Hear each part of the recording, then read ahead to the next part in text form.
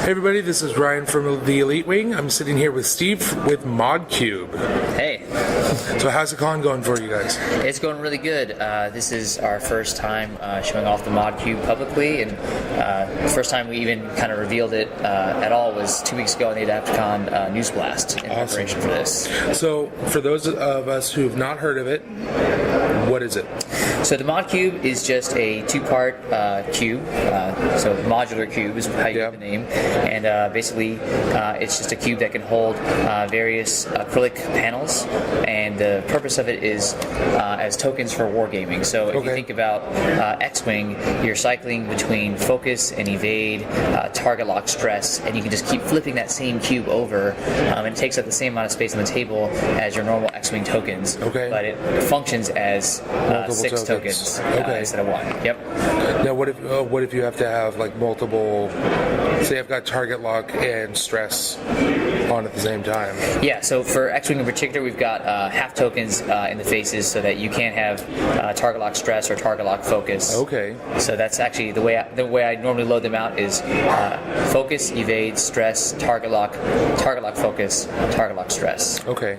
Now these look like D6s, but they're very different. They're not pre-printed as D6s. Yep. Yeah, they're it's injection molded. That's where all the development time has gone. We had actually some prototypes at last year's AdeptiCon that we were showing off to some people behind the scenes. And most of this past year has been finalizing the design. We had originally been a 3-part design, now it's a 2-part design, and making injection moldable. And it is literally a framework. Yep. It's a plastic framework that you can take apart in 2 pieces and just insert your own inserts into the different facings. Yeah. So it's completely customizable. Yeah, and I mean, a customizable D6, which, these aren't technically meant to be used as dice, but that's what it looks like. Customizable D6. That's been actually a dream of mine for a while. I've been thinking about it for a number of years.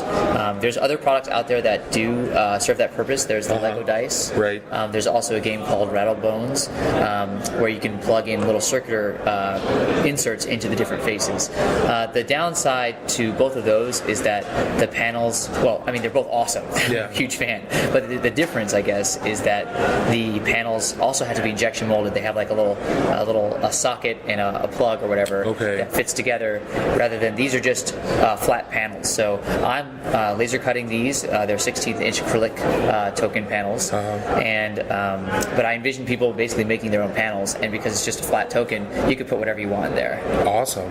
That's really cool. Yeah. So we will obviously be having pictures up on the website so people can see it while they're reading this. So I'll want to contact you about getting pictures from you guys. Yeah. Yeah, that'd be great. And we're trying to keep it really affordable. We're looking to have a set of 8 cubes. It's going to be like $25 to $30, and it's going to come with 60 acrylic tokens. Because the main draw has been that people want to swap in various tokens. So for the 40K set, we've got like a vehicle damage mod cube, and an Imperial player is going to want smoke, but an Eldar player is going to want jink. There's going to be zoom hover for flyers, and so you can configure them however you want. And the cubes themselves will come in different colors, so that you can kind of have maybe your red cube. So they're not going to be all black. Yeah, exactly. Yep. There'll be different colors. That way, because the whole thing purpose of this is to speed up your token system. Rather than having a dozen separate tokens in an organizer bin, you just grab this out of your. Actually, for 40K, you're probably going to toss in your dice bag, and the red one's the one you have configured for your flyer. Right. So that's awesome. Yeah. I could definitely see that for different spell effects in 40K and fantasy. Yeah. And different pinned and things like that. Yep. Yeah, we've got a lot of requests for specific sets for like Tyranid psychic powers and things. Right. We're not there yet because we got to limit the number of options we offer on launch, but we're going to try to offer more and more as we go. Well, I definitely like the fact that you guys are also supplying blank ones that potentially I could just create my own. Yep. Now, with the blank ones, can I use something like a wet or dry erase marker on it? Yeah, that's been a common. That's what War Machine players normally do with their tokens. We will have a set that you can do that with. I have noticed that if you start rolling them, the marker will rub off as you would expect. But if you're just using it as a token, you could write on there what you needed to. Okay. So yeah. Cool. So tell us about the design process. Yeah, so that's, I'm a mechanical engineer. Okay. I have access to a laser cutter through, several laser cutters, mostly through the local Fab Lab. We're taking delivery of one in-house laser later this month. Oh, wow. But I have a 3D printer. I use SolidWorks to do designs. Okay. And so, it kind of just flowed out of my normal work. That this is kind of a project I've been wanting to do, and I don't need to fund myself. I'm an engineer. Yeah. Maybe I was able to save up for the injection mold, and I'm doing it because I want to do it, not because I want to make a lot of money. Right. Necessarily. You think it's going to be a really useful tool? I think so. Yeah. I mean, it's something I want to use. I play X-Wing, and I don't want to keep having to hunt for tokens. I want to just flip the cube over to different faces, and same thing for 40K. People use dice to mark shaken or stunned, and right. then they roll the dice and forget what they had, and right. They forget that they jinked. We'll probably add a set for other things people forget, like pin, falling back, right. gone to ground. Yeah. It's just trying to simplify. Everybody has. I just hate having a ton of tokens, and this is a way to simplify it. Awesome. So yeah. Very cool. So you're going to be starting a Kickstarter pretty soon. When is that? What is the date for that? Yeah, it'll be last week of April or first week of May. What we're waiting on, and the reason we're not selling these yet is because we're waiting on the samples from that production mold. Okay. So those are projected to be here around April 20th, and then we want to have a few weeks to send some to some independent blogs to review, and then launch the Kickstarter. Awesome. So people will be able to see the final production parts before backing. This is not going to be a Kickstarter where you're backing based on concept art. I mean, I love them. I've backed 125 Kickstarters. Oh wow. So I've watched a lot of lessons learned, and that's what pushed me to delay launching and to fund the tool myself, and actually fund the laser cutter myself. So really, all the Kickstarters going to be for is for the production run, which we're probably going to need around 15-16K for that production run, because we have to order 50,000 parts. Right. So there's just a fairly large cost there, but all the development costs we'll have already paid for. It's really just funding that production run. Okay. Why did you decide to do it that particular way? Was it based on previous Kickstarter experiences as a customer? Yeah. Or my last name is Garber, and my friends call me Kickstarter. Okay. So they combine Kickstarter and my last name. If there's a Kickstarter going on, they usually ask me about it. I'm Rye Tides on DACA, and always tracking the Kickstarters. And I just think it's an awesome platform because it makes things like this possible. It would be after paying for a $10,000 laser cutter, paying for many thousands of dollars injection mold, the costs add up, and it's a way to get a large amount of interest up front. I'm all for projects that are more here's my big idea, you're going to be along with me for the ride, but for me, my vision, I'm an engineer, and I really just wanted to say, here's a product I want to release. It's done basically. Maybe I'll take feedback on what different options people want for the panels. Okay. I'm making those in house, so I can turn them around very quickly. But that engineering stuff, I wanted to have all that knocked out before I actually launched it, and be a little more prepared than maybe the early days of Kickstarter. I think people got in over their heads a little bit, I've backed a bunch of them, so I didn't want to get in over my head. I wanted to be ready. I hear you. Yeah. Well, these are very, very cool. So, where do you want to go from here? I mean, if these get produced and you start making panels, are there other tools that you'd like to try and play around with, or is this it for Modcube? Yeah, I mean, Modcube.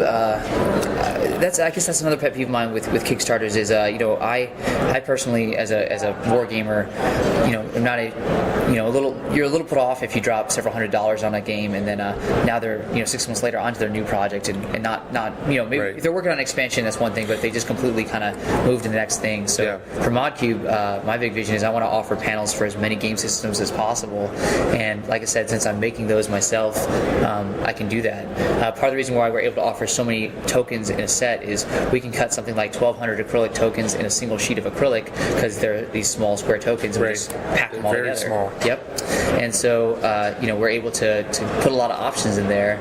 And if we do really well, what we'll do is we'll bring on an artist and have them kind of concurrently make more designs so that we're able to put out new options for. I mean, right now we've got 40K Infinity and X-Wing. By launch, we may have Malifaux and Attack Wing ready. Okay. But once you start to get to more obscure games, we need a little more time to get those panels ready. But we'd like to offer them. Okay. So I'm looking at the X-Wing one right now, and it's got the exact same symbols, at least appears to be the exact same symbols as what are on the actual tokens for the game.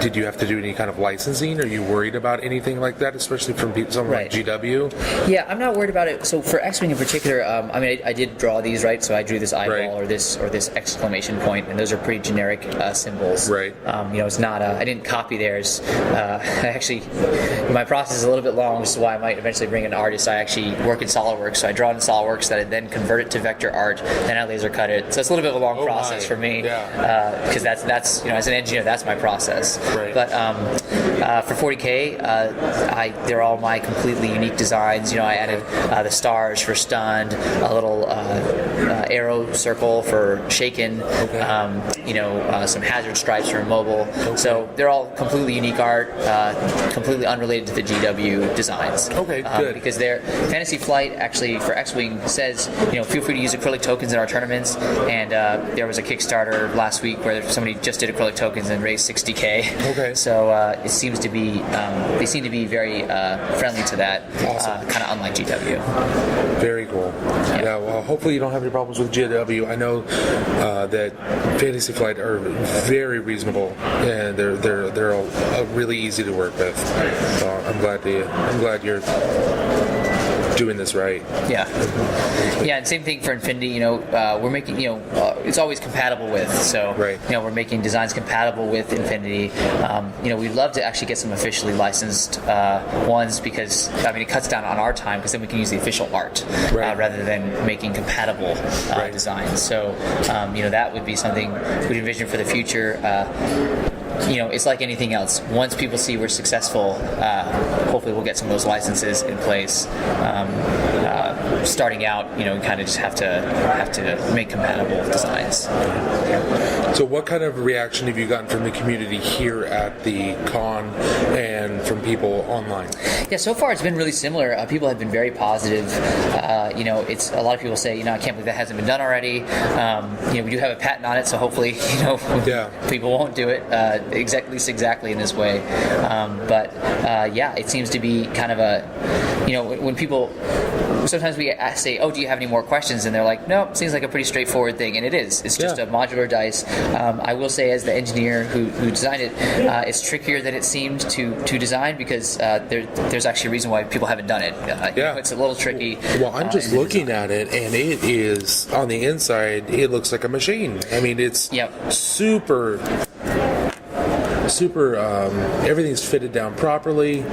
There's lots of bracing and clipped together parts that don't look like they're going to break off anytime soon. So I can definitely tell that there's been a lot of engineering going into this, and you can definitely see why other people haven't done it because I wouldn't know where to start with this. Yeah, and it's I could never have done it without having 3D printer. I went through hundreds of prints on these testing the fit of various designs and also their strength. I had a really nice design that I was in love with, but it was breaking, and so I kind of had to go back to the drawing board and get one that would be a little more robust. And in particular, the design we ended up with, it's so that the seams are a little less noticeable. The 3-part design, we had very noticeable seams, and these are much more disguised.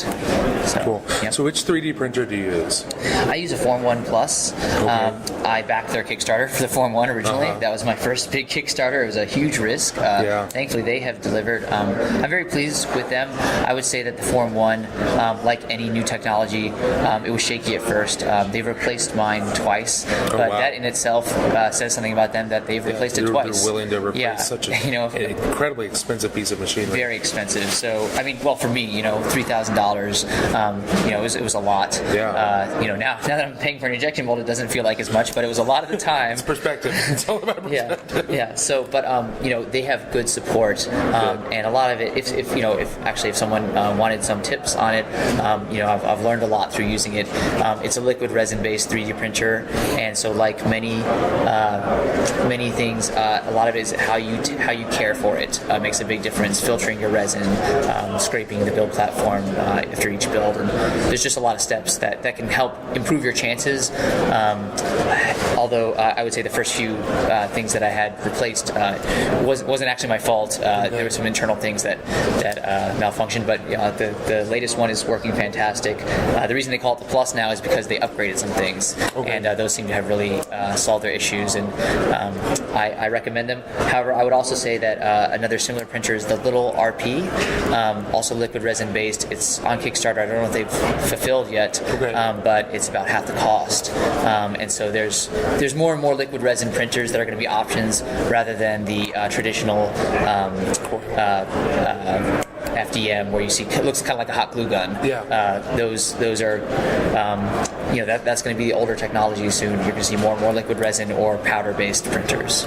So Okay, so I'm going to ask you a few questions about 3D printers and how they're fitting into, or how you see them fitting into the wargaming and tabletop industry. I mean, we're already seeing people doing masters for different games and things like that, with 3D sculpting and the like, but where do you see it maturing to? Yeah, I mean, it's interesting. Even with current technologies, so Shapeways Frosted Ultra Detail, and even this Form 1 Plus, I know Trollforged, who I know Ed Forte decently well.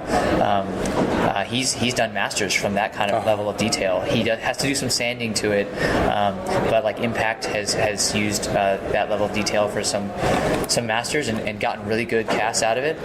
And actually, the Dreadnought that Trollforged is working on, I printed their masters on my Form 1 Plus. So it's possible, even with current technology, to make masters that you then smooth down a little bit and get a really nice cast from. As far as 3D print being straight usable on the tabletop, I think that is, I would say not here yet due to the cost, right? So the cost of making that print, it makes sense if you're going to make a master, make a bunch of casts from it, but to use it on its own, it seems to me to still not be quite there, unless you had your own printer and you could just print them out. So I know Knuckle Duster Miniatures, the guy who does all the Western, he's got a jewelry 3D printer, and I took a look at that.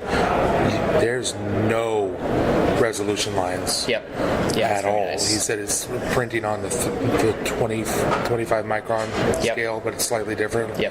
So I don't know if it's the process or not, but it's hard to rate it too, because the Form 1 Plus also rates itself as 25 microns, but you can see the layers. So sometimes it's almost like with somebody was saying that with cars, it's not just about the horsepower or something. Like there's a lot to it. You want to see the process by the way it's being done. And so I think a printer like that, you're looking at a minimum 20K right now. Which is amazing, because just a couple years ago it was 50 to 100K. It's dropping. It is dropping rapidly. So I think the thing that a lot of people talk about this and talk about printing whole armies. I don't ever really see that happening, but what you will see is when you look at the price of a character, 28mm figure, you can imagine characters being printed in the not too distant future. And in conversion parts. You can see that being, because they don't take a lot of resin, and if somebody's paying $50 for a character, which some of the high end Kingdom Death type things that sometimes you see a price like that, or GW, and in some ways well worth it for a really good sculpt, but that opens up the door to getting a 3D printer printed one. So where do you? Let's do some thought experiments here. Let's say everybody's got a 3D printer that's 25 micron and really nice. Sure, there's maybe some resolution lines, but let's just say there are or it doesn't really matter. All of a sudden, miniatures, the physical miniature is not that important because anybody can print it out. Right. How would you predict or like to see the industry change to deal with that? I think, one thing as someone with a 3D printer, I've been wishing for a repository for 3D printed designs. There's one actually either already on DACA or soon to be released on DACA. There's a few other websites that have come. There's one that was clearly a scam because they're going to sell you like a Forge World STL file to print out a Bane blade. They're not going to, and if they were, they would be shut down the next day. Right. So, I would like to see more of that offered. However, I would say that as someone who I built my own 3D printer, the FDM style 5 years ago in MakerBot. Now I have the Form 1 Plus, and through work I use a lot of the technologies. And I would say that in the near term, 5 years, maybe even 10, I don't see war gamers all owning their 3D printers as the likely scenario, because you got to think, even if the price drops and you're getting great resolution at $1,000 per printer, that's still two armies. I see people saying, I want to buy a 3D printed character, and it's going to be $30, which is cheaper than the cast character. So, that's where I see it kind of going, and I would like to see more of that. But I think the real revolution we're experiencing right now is just digital sculpting, 3D printed masters, and it's just opened the door to so many new miniatures companies because there's a lot more digital sculptors out there than hand sculptors. It's so much easier to say, you can see the whole miniature in the computer, and then it's like, I don't like that. Right. Or you could just completely repose something without necessarily having to resculpt that much. Yeah, and the only trick is, a lot of times sculptors who are coming from some other means, like maybe for video games or something, they don't realize how even for something, even a not heroic scaled miniature, you do have to oversize certain things, like the ankles or something like that. You can't make it true to life. Right. So it's a completely different discipline, completely different ideas of aesthetic and proportion. Yeah. It's very, very different. I remember talking to the guys from Arcane Factory last year, and talked to both Matt and Justin, and we were talking about how they've had to readjust because they're both animators. Right. That's their training, so they've got very specific ideas of proportions. Right. And now they've had to completely change it. Yep. Yeah, it's very interesting to see. I have a ton of respect for people who have been at it a while. Back to Creature Caster, Jeremy. Yeah. And you can tell he knows his stuff. He just went back to school to learn everything. Right. So he's amazing. It's interesting. There's a lot more options for sculptors who aren't experienced if they're doing metal or even resin casts. Once you get down to something that needs to be injection molded, that's been a real trap for Kickstarters, because they say we're going to have injection molded models, and they don't realize that, man, you got a million undercuts. Right. Even on my Modcube, it's a very mechanical looking part, and it took me forever to get rid of all my undercuts and make an injection moldable, make everything work with the mold. And I even have a side, what they call a side slide or side core tooling. So it's not just a 2-part mold; it's a 4-part mold, and this is a very simple part.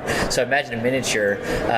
The GW sculptors, Mark at Dreamforge, they've got it down. They know how to sculpt for injection molding, but most people don't. So it's a very different process. Yep. Well, awesome.